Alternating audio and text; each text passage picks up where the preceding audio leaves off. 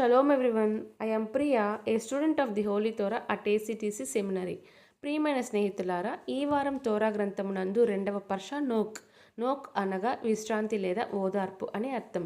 ఇది సెఫర్ తోరాలో రెండవ పర్ష, మరి సెఫర్ బెరషీత్ లేదా ఆది కాండంలో రెండవ పర్ష. ఈ పర్ష యొక్క 5వ అలియా వాక్య భాగములు బెరషీత్ 9వ అధ్యాయం 8వ వచనం నుండి 17వ వచనం వరకు. ఈ 5వ అలియాలో ఎలోహిం నోక్, అతని సంతతి మరియు ప్రతి జీవరాశితో శాశ్వత నిబంధనను స్థాపిస్తారు. మళ్ళీ జలప్రలయంతో భూమిని నాశనం చేయనని వాగ్దానం చేస్తారు. ఈ నిబంధన యొక్క సంకేతంగా ఎలోహిం ఆకాశంలో ఇంద్రధనుసును ఏర్పాటు చేస్తారు. అది కనిపించినప్పుడు తన వాగ్దానాన్ని జ్ఞాపకం చేసుకుంటానని ప్రకటిస్తారు. ఈ భాగం మానవ జాతి మరియు సృష్టితో ఎలోహిం యొక్క శాశ్వత నిబద్ధతను ఇంద్రధనస్సు ద్వారా సూచించబడిన దాన్ని నొక్కి చెబుతుంది. ప్రియమైన స్నేహితులారా, మరిన్ని తోరా పాఠాల కోసం మా యూట్యూబ్ ఛానల్ను సబ్స్క్రైబ్ చేయండి. షలోమ్ లెహిత్రోత్.